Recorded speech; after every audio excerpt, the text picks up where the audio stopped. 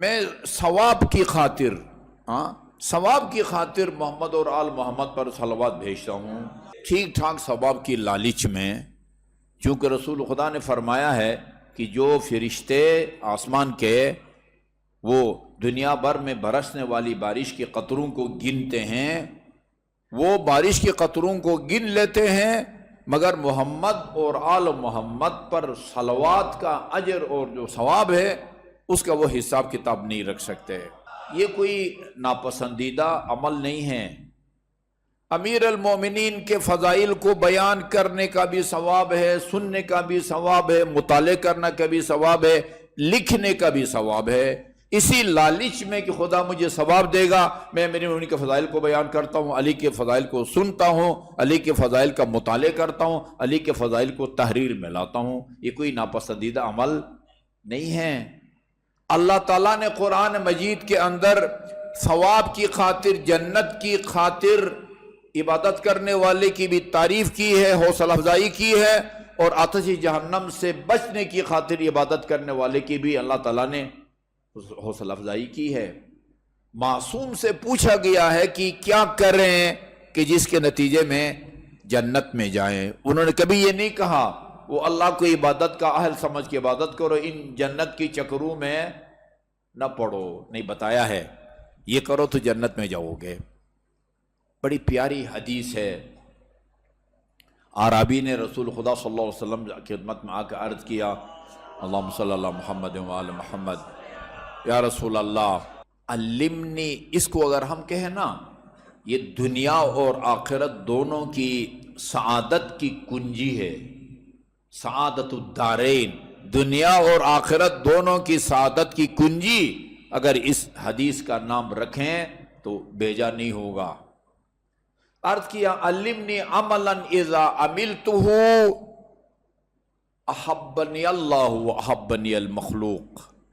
یا رسول اللہ ایسا عمل بتائیں کہ اگر میں وہ عمل کروں تو خدا بھی مجھ سے محبت کرے اور لوگ بھی محبت کریں۔ اچھا، عجیب بات یہ ہے کہ یہاں لوگ نہیں ہیں، خدا کی مخلوق مجھ سے محبت کرے، یعنی اس عمل کے نتیجے میں خدا کی مخلوق بھی مجھ سے محبت کریں۔ ایک دو، بلکہ یہ دو ہو گئی، خدا بھی مجھ سے محبت کرے، اس کی مخلوق بھی مجھ سے محبت کرے۔ وَأَن يُسْرِيَ اللَّهُ مَالِي، اور اس عمل کے نتیجے میں اللہ تعالیٰ میرے مال و دولت میں بھی اضافہ فرمائے، رزق حلال میں بھی وسعت عطا فرمائے اس عمل کے نتیجے میں۔ تین ہو گئے۔ وَأَن يَصِحَّ بَدَنِي، میں صحت مند بھی رہوں اس عمل کے نتیجے میں۔ آخری خواہش نا، وَأَن يُطَوِّلَ اللَّهُ عُمْرِي، اور اس عمل کے نتیجے میں خدا مجھے لمبی عمر بھی دے۔ اور آخری خواہش، چھ خواہشیں ہیں۔ آخری خواہش وَأَن يَحْشُرَنِيَ اللَّهُ مَعَكَ فِي الْجَنَّةِ، جنت میں بھی کسی عام جگہ یا کلاس میں پر وہ راضی نہیں ہے، آپ کی جوار میں، آپ کی پڑوس میں اللہ تعالیٰ مجھے جگہ بھی دے۔ ایسا عمل بتائیں، کتنا سیانہ آدمی ہے، اس کے نتیجے میں خدا بھی مجھ سے محبت کرے، لوگ بھی محبت کریں، میرے مال و دولت میں بھی اضافہ ہو، صحت مند بھی رہوں، لمبی عمر بھی نصیب ہو، اور پھر جسے کہتے ہیں نا پانچوں انگلیاں گھی میں، یہ سب چیزیں دنیا کے ہیں نا، اور آخر میں آپ کی جوار میں مجھے جگہ بھی ملے۔ بہت ایسے اعمال کو بیان کیا گیا ہے روایات کے اندر، جو یہ عمل کرے گا یہ محمد اور آل محمد کی جوار میں اس کو جگہ ملے گی۔ یہ آپ نے سنی ہوئی ہے نا، کافل یتیم، یتیم کی سرپرستی اور وہ کرنے والا اور اس کی دیکھ بھال کرنے والا، یوں دونوں انگلیوں کو ملا کے کہا جس طرح یہ دو انگلیاں ایک ساتھ ہیں، یتیم کی کفالت کرنے والا میرے ساتھ اس طرح ہوگا قیامت میں جس طرح یہ دو انگلیاں ہیں۔ ایسے ہیں ہمارے بہت ساری روایات ہیں، جو یہ کام کرے گا ہماری جوار میں اس کو جگہ ملے گا، جو یہ کام کرے گا ہماری جوار میں اس کو جگہ ملے گی۔ اچھا، رسول خدا نے فرمایا بھائی ایک عمل تو فی الحال ایسا نہیں ہے کہ وہ عمل کرو تو یہ تیری 6 کی 6 خواہشیں پوری ہوں، اللہ بھی محبت کرے، اس کی مخلوق بھی محبت کرے، تو ثروت مند اور مالدار بھی بنے، صحت مند بھی رہے، لمبی عمر بھی نصیب ہو، اور روز قیامت رسول خدا کے جوار میں اور پڑوس میں تجھے جگہ ملے۔ یہ ہر تمنا اور خواہش کے لیے تجھے ایک کام کرنا ہوگا، ایک عمل جس سے تیری 6 کی 6 خواہشات ہوں۔ فی الحال ایسا نسخہ نہیں ہے، ہر خواہش کے لیے ایک کام کرنا پڑے گا۔ اذا اردت ان يحبك اللہ، تو اگر یہ چاہتا ہے کہ خدا تجھ سے محبت کرے، فتقہ، تقوی الہی وہ کر، اللہ تعالیٰ تجھ سے محبت کرے گا۔ اور میں آپ کی خدمت میں قرآن کی روشنی میں عرض کروں، جو تقوی الہی اختیار کرے، خدا اس سے صرف محبت نہیں کرتا، خدا اس کا احترام کرتا ہے۔ ان اکرمکم عند اللہ کا کیا مطلب ہے؟ کسی سے محبت کرنا اور بات ہے، کسی کا احترام کرنا یہ اور بات ہے۔ یہ قرآن کی آیت ہے نا، ان اکرمکم عند اللہ اتقاکم، تم میں سب سے زیادہ مکرم قابل احترام وہ ہے خدا کے نزدیک، لوگوں کے نزدیک نہیں۔ خدا سب سے زیادہ اس آدمی کا احترام کرتا ہے یا تکریم اور تعظیم کرتا ہے جس کے دل میں تقوی الہی ہو۔ تقوی الہی کا مطلب کیا ہوتا ہے؟ وہ بھی امیر المومنین علیہ السلام کی زبان مبارک سے سنتے جائیں۔ فرمایا تقوی کا مطلب یہ ہوتا ہے کہ اگر متقی کے اعمال کو نا ایک پلیٹ میں رکھ دیا جائے بلا غطاء، اس کے اوپر کوئی کپڑا وغیرہ نہ ہو، ٹیشو پیپر بھی نہ ہو، کوئی اور پلیٹ بھی اس کے اوپر نہ رکھیں، بالکل اوپن اس کے اعمال کو رکھا جائے، وَطِيفَ بِهِ أَهْلِ الدُّنْيَا، اور اس سے پلیٹ میں یا ٹرے میں اس کے زندگی بھر کے اعمال کو رکھ کے اوپن سب لوگوں کو دکھایا جائے، اس میں ایک ایسا عمل نہ ہو کہ جس سے اس کو شرمندگی اٹھانی پڑے۔ یہ فرمایا امیر المومنین نے تقوی کی متقی وہ ہوتا ہے۔ امام جعفر صادق علیہ السلام نے بھی اللہم صلی اللہ محمد وعلی محمد، مطلب ایک ہے، امیر المومنین صادق آل محمد علیہ السلام کا الفاظ مختلف ہیں۔ صادق آل محمد نے فرمایا متقی کون ہوتا ہے؟ ان یجدک حیثما امرک، جدھر خدا نے تجھے جانے کا حکم دیا ہے یا اجازت دی ہے، ادھر تو خدا کو نظر آئے، وَأَن يَفْقُدَكَ فِي مَا نَهَاكَ، اور جدھر جانے سے خدا نے تجھے منع کیا ہے ادھر تو نظر نہ آئے۔ اس کا مطلب تقوی ہوتا ہے جس کے اندر یہ صفت پائی جائے، اللہ تعالیٰ اس سے محبت کرتا ہے۔ اور آپ کہیں صرف یہ نہیں کہ محبت کرتا ہے، اللہ تعالیٰ اس کی تکریم کرتا ہے، اس کا احترام کرتا ہے اللہ تعالیٰ۔ وَإِذَا أَرَدْتَ أَن يُحِبَّكَ الْمَخْلُوقِ، تو اگر یہ چاہتا خدا کی مخلوق تجھ سے محبت کرے، لوگوں میں تو ہر دل عزیز بنے، فَارْفَضْ بِمَا فِي أَيْدِي النَّاسِ، یہ جو لوگ ہم سے پوچھتے بھی رہتے ہیں، آقا صاحب یہ کچھ لوگ جو ہے نا وہ پیشور جو ہے نا وہ ہیں بکاری، ان کو دینا چاہیے یا نہیں دینا چاہیے؟ اگر آپ کو پتہ ہے کہ ایک آدمی جو ہے نا پیشور ہے، ایک دفعہ ایک درخواست آئی تھی ایک سید کی، ایک علاقے کا رہنے والا تھا، وہاں کے عالم دین سے میں نے پوچھا کہ یہ اس طرح کا وہ کی درخواست آئی ہوئی ہے تو آپ اس کی تصدیق کرتے ہیں؟ کیسا ہے کہ آقا صاحب اس کی وہ نہ کریں۔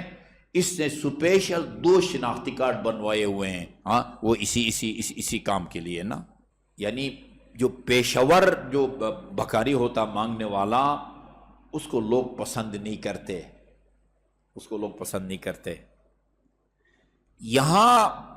لیکن خدا کے ہاں اور بندوں کے ہاں جو معیار ہے نا، معیار پسندیدہ ہونے اور ناپسندیدہ ہونے کا وہ مختلف ہے۔ میں جملہ دہرانے لگا ہوں، خدا کے یہاں پسندیدہ ہونے کا معیار اور لوگوں کے ہاں ناپسندیدہ ہونے کا معیار و دار و مدار یہ مختلف ہے۔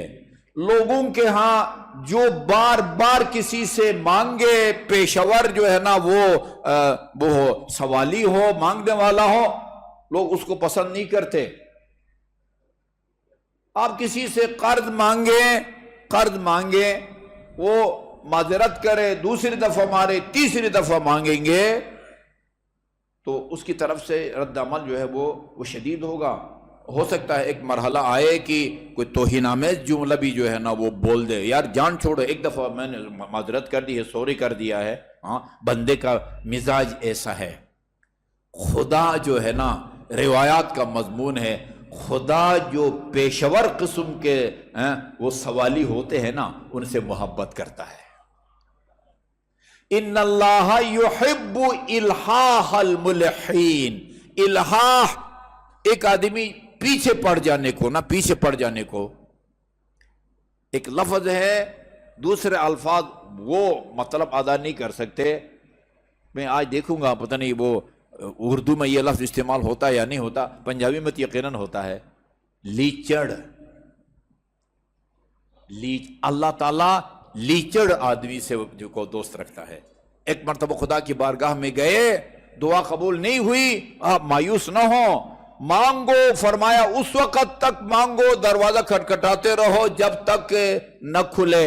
ایک گزشتہ سے پیوستہ جمعہ میں نے عرض کیا تھا، جو آدمی آسائش کے موقع پر جب برسر روزگار بھی ہے، صحت مند بھی ہے، کسی قسم کی پریشانی نہیں ہے، آسودگی میں جو اللہ تعالیٰ سے اپنا رابطہ کو برقرار رکھے، جب کوئی پریشانی ہوتی ہے آزمائش کے موقع پر، اللہ تعالیٰ فوراً اس کے دعا کو قبول فرماتا ہے۔ فرشتے کہتے ہیں کہ یہ بڑی جانی پہچانی آواز ہے، ادھر یہ نہیں کہتے ہیں کہ یہ پیشور سوالی ہے، اس کو ٹھکرا دو۔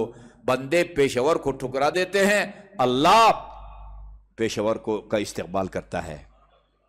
اذا اردت ان یحبک المخلوق، تو اگر یہ چاہتا کہ خدا کی مخلوق تجھ سے محبت کرے، فرفض بما فی ایدی الناس، فرفض، اگر تو یہ چاہتا کہ لوگوں کا محبوب بنے، فرفض بما فی ایدی الناس، لوگوں کے ہاتھوں میں جو ہے نا اس کو ٹھکرا دو، اس سے مانگو جس نے اس کو دیا ہوا ہے، جس سے تو مانگ رہا ہے۔ فرفض بما فی ایدی الناس۔ تو خدا کا محبوب بننے کا طریقہ کیا ہے؟ تقوی الہی اختیار کرو۔ بعض روایات میں فتقہ ہے، بعض روایات میں فقہ فی اللہ، اپنے دل میں خوف خدا پیدا کرو، خوف خدا پیدا کرو۔ تیسرا کیا تھا؟ مالدار بننا نا۔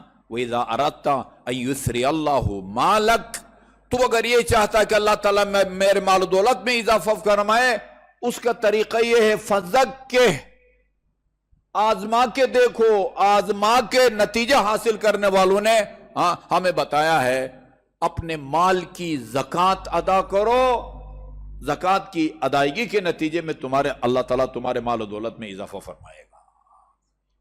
جو لوگ غیب پر ایمان رکھتے ہیں نا، وہ اس طرح کی روایات کو ہضم کر سکتے ہیں۔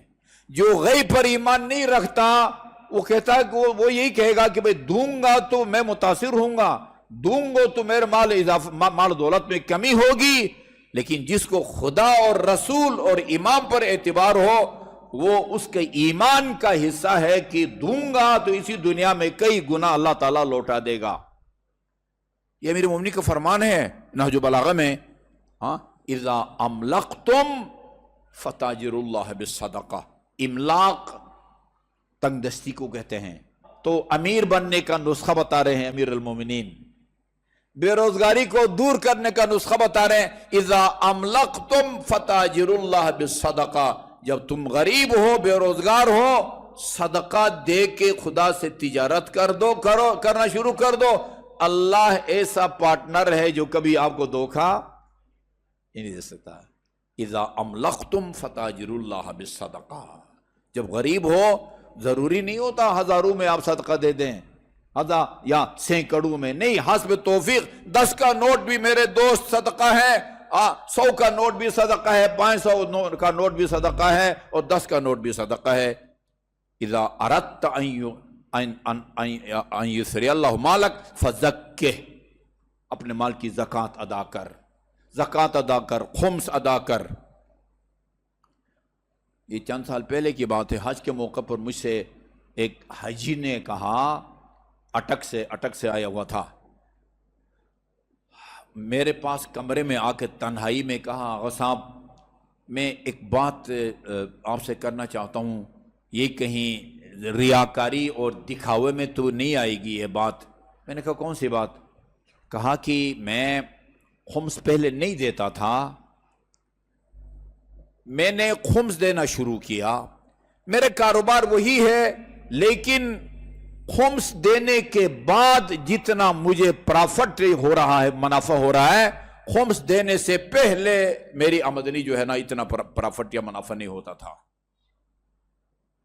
میں نے کہا یہ تو اس کو تو بیان ہونا چاہیے، بلکہ دوسرے دن میں نے مجلس میں کہا، مکہ کی مجلس میں، کہ بھئی ایک مومن جن کا تجربہ ہے کہ بھئی اذا اردت ان یثری اللہ مالک، تو اگر چاہتا ہے کہ تیری مال و دولت میں اضافہ ہو جائے، اپنے مال کی زکوٰۃ ادا کر، خمس ادا کر، زکوٰۃ ادا کر، سب کو شامل ہے، اس کو سب کو شامل ہے۔ 3 باتیں ہو گئی۔ چوتھی بات، اگر تو یہ چاہتا ہے کہ تو صحت مند رہے، اذا اردت ان یصح بدنک، تو اگر جسمانی طور پر صحت مند رہنا چاہتا ہے تو اس کے لیے کیا کرو؟ فتصدق۔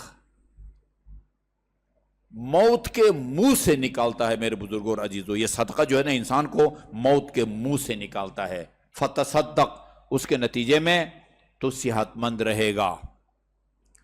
وَإِذَا أَرَدْتَ أَن يُطَوِّلَ اللَّهُ عُمْرَكَ، یہ بھی مجرب نسخہ ہے، اہل بیت اطہار علیہ السلام کا اجماع ہے اس بات پر کہ صلہ رحم کے نتیجے میں اللہ تعالیٰ انسان کی عمر کو لمبی کر دیتا ہے۔ اذا اردت ان یطول اللہ عمرک، تو اگر یہ چاہتا ہے کہ اللہ تعالیٰ تجھے لمبی عمر دے، فصل من ذوی قرابتک، اپنے قریبی رشتہ داروں کے ساتھ حسن سلوک رکھ، ان کے ساتھ تعلقات کو خوشگوار رکھ۔ صلہ رحم کے نتیجے میں انسان کی عمر بڑھ جاتی ہے، قطع رحم کے نتیجے میں، گزشتہ جمعہ کے خطبے میں عرض کیا تھا، بڑھ جاتی ہے، صلہ رحم کے نتیجے میں بڑھ جاتی ہے، قطع رحم کے نتیجے میں کم ہو جاتی ہے۔ کتنی دنوں یا مہینوں کے حساب سے نہیں، صلہ رحم کے نتیجے میں جس کی موت میں اب وہ 3 سال باقی رہ گئے ہوں، صلہ رحم کے نتیجے میں اللہ تعالیٰ اس کی عمر 30 سال بڑھا دیتا ہے، اس کی عمر 33 میں تبدیل ہو جاتی ہے۔ اور اگر ایک آدمی کی زندگی کے ابھی 30 دن باقی ہیں اور وہ قطع رحم کرے، والدین کے ساتھ تعلقات کو توڑے، قطع کلامی کرے، 30 سال اس کی عمر کم ہو جاتی ہے۔ جس کو 30 سال کے بعد مرنا تھا وہ 3 سال کے بعد مر جاتا ہے قطع رحم کے نتیجے میں۔ اگر تو لمبی عمر چاہتا ہے، فصل من ذوی قرابتک، صلہ رحم۔ صلہ رحم کی برکتوں میں سے یا اس کے فوائد میں سے ایک فائدہ یہ بھی ہے، شیخ عباس قمی کی المنازل الآخرت، اس کو خریدیں۔ میں بہت دفعہ تاکید کر چکا ہوں، المنازل الآخرہ، آخرت کا جو ہمارا سفر شروع ہوتا ہے وہ کہاں سے شروع ہوتا ہے؟ موت سے شروع ہوتا ہے نا۔ پہلی منزل جو ہمارے آخرت کے سفر کا ہے وہ موت کا ہے، جان کنی کا ہے، جب اسرائیل ہمارے بدن سے روح کو نکالتا ہے۔ یہ بڑا سخت مرحلہ ہوتا ہے، جان کنی کا، نزع کا جو مرحلہ ہے بڑا سخت ہوتا ہے۔ اس لیے فرمایا رسول خدا نے، من اراد ان تخفف علیہ سکرات الموت، جو شخص یہ چاہتا ہے کہ میری جان کنی کا مرحلہ آسان ہو، اس کو چاہیے کہ فَلْيَكُنْ لِوَالِدَيْهِ بَارًّا، اپنے والدین کے ساتھ نیکی کرے، وَلِقَرَابَتِهِ وَصُولًا، اور اپنے قریبی رشتہ داروں کے ساتھ حسن سلوک رکھے۔